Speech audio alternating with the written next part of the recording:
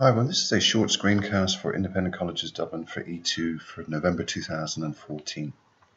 And in this particular screencast, I'm going to take a quick look at delegation. And this is one of those softer areas that I'm hoping that we'll be expecting to score well on if this does come up in the exam, either as a 10 marker or part of a section B question.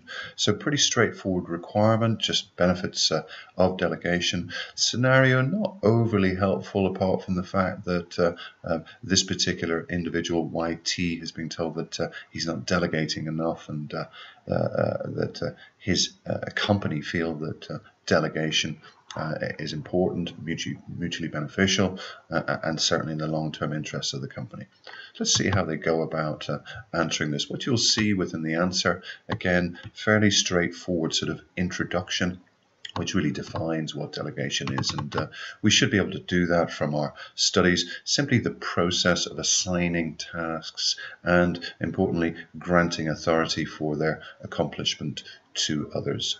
Now, obviously, we can only delegate if we have the authority to delegate. That's an important point. You can't delegate without authority. Another important point is made in this second paragraph here, and this is the type of thing that I think that we, or your marker, would expect to see. And it's really the point that certainly delegation is easy to do, but the person who is doing the delegating obviously remains fully accountable for the decisions and indeed for the tasks undertaken. So apart from getting that straightforward sort of definition in there, make sure that you make the point that whoever is doing the delegation is certainly going to be accountable in the sort of short, medium, long term for any delegated tasks or the results of delegated tasks.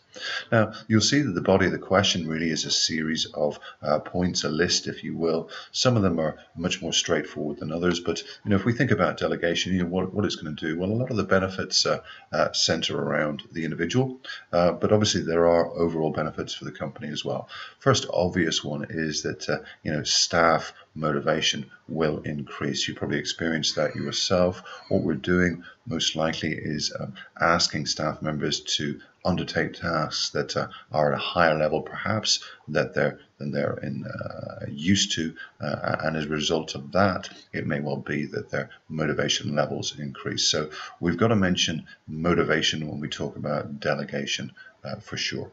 Next point here, probably a benefit really for the company itself, is we're likely to have better decision making or more effective decision making because we're bringing the decision closer to the action, or indeed closer to the situation. Yeah. Next point here really links into the first point that we've made in terms of the experience of the individual concerned, the person being delegated to, will broaden as a result of their sort of job enlarging, as it were. Okay, and that may well be a good way to assess individuals. In other words, assess how they deal with a sort of a broadened job, and the link to that, I guess, is the idea that delegation is a sort of a way of perhaps training staff in terms of a broader range of tasks and indeed activities.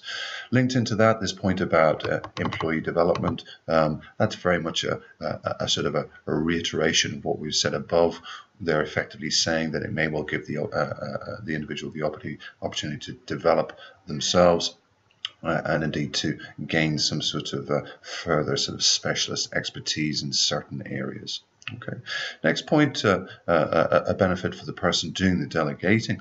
I guess it really just frees them up. It frees them up to do other tasks and maybe make better use of their time. So the person doing the delegating is becoming perhaps more efficient. In this particular case, we know that YT is working longer hours, therefore freeing up his time by delegating other tasks, perhaps less complex tasks, which should work well for him. Last point is more of a general point for the company.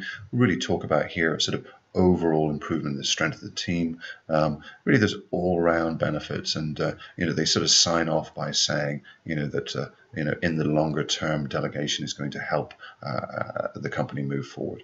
So that was a pretty quick and a very straightforward summary of delegation. But this sort of question comes up, and as I say, more often than not, you can sort of fall back on first principles and perhaps even your own experience. So the quick summary then, let's get a definition in of what it is, allocating tasks to lower level employees. Accountability is still important for the person that's doing the delegating, and there are a series of benefits. You could perhaps split them into two, the organization itself, including the person that's doing the delegating, but quite a few of them you'll notice relate to the individual. So we're talking about motivation, their own development and confidence, perhaps their skill levels, learning new things, and also that element I guess for the company of really training or indeed assessing people by enlarging their jobs and really seeing how they get on.